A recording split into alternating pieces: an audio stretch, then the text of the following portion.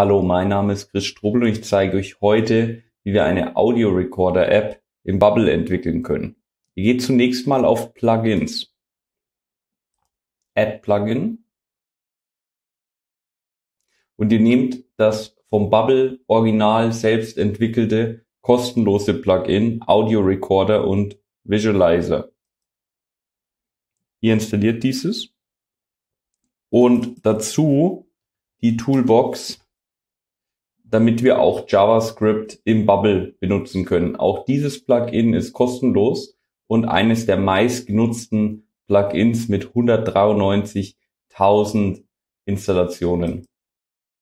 Als nächstes gehen wir in das Design-Tab und ihr nehmt eine Gruppe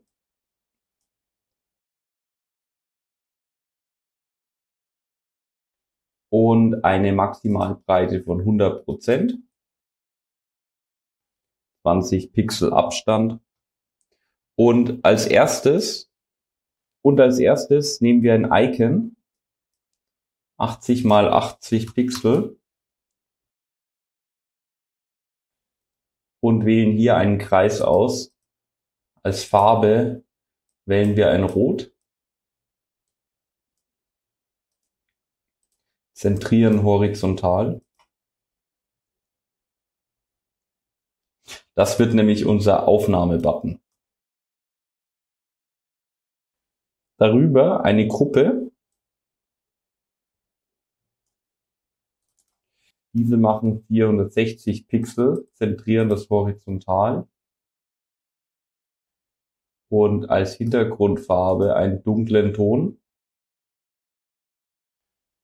Da rein. Dann fügen wir als nächstes unter Input den Audio Recorder hinzu. Auch hier die gleiche Farbe. Ihr könnt das Ganze auch ändern in Weiß zum Beispiel. Ich finde aber dieses Dunkle gar nicht schlecht.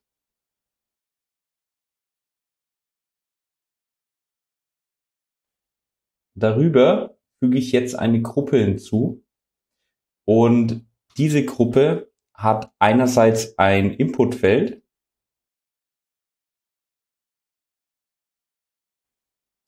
und daneben ein Icon, um das Ganze zu speichern.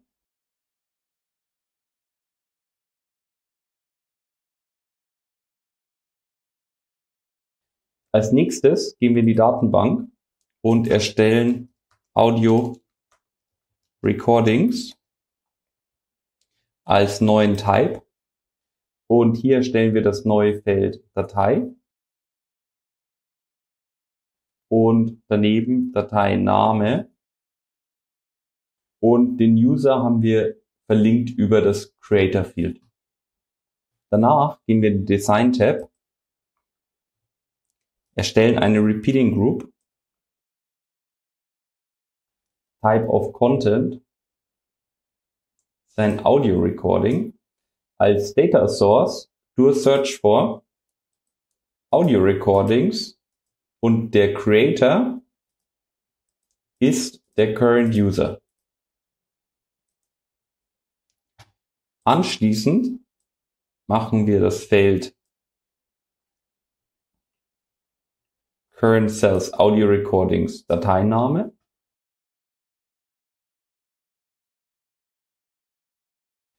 und daneben ein Play-Button. Auch diesen geben wir wieder die Farbe Grau.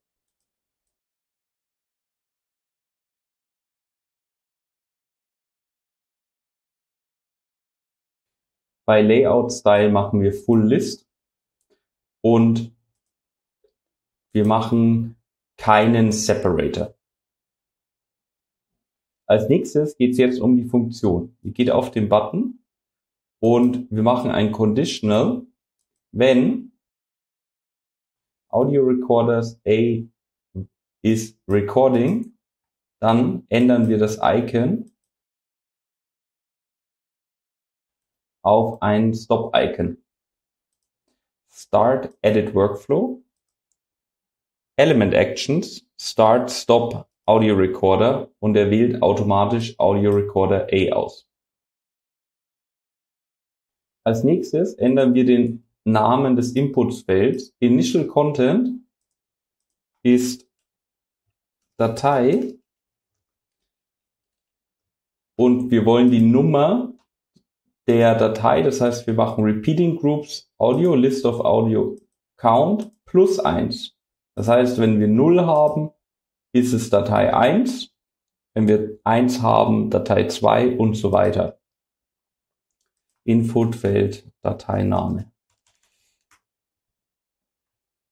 Wenn wir jetzt auf das Speichern-Symbol gehen, Start Edit Workflow, Element Actions, Upload Content, Data, Create a New Thing, Audio Recordings. Die Datei ist Result of Step 1 und der Dateiname ist das Inputfeld Dateiname. Anschließend geht ihr auf Clear Content, damit auch der Audiorekorder wieder resettet wurde.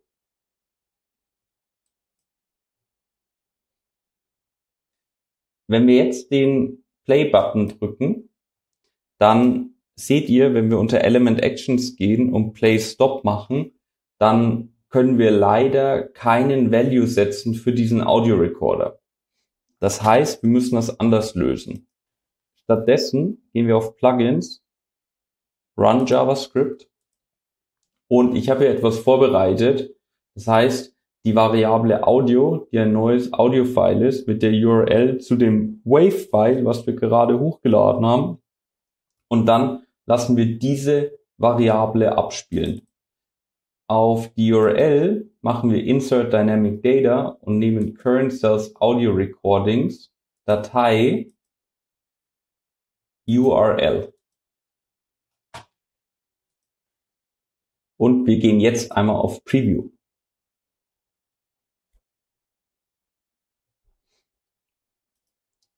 Hallo, das ist ein Test. Wir nehmen jetzt einmal unser Audio-File auf.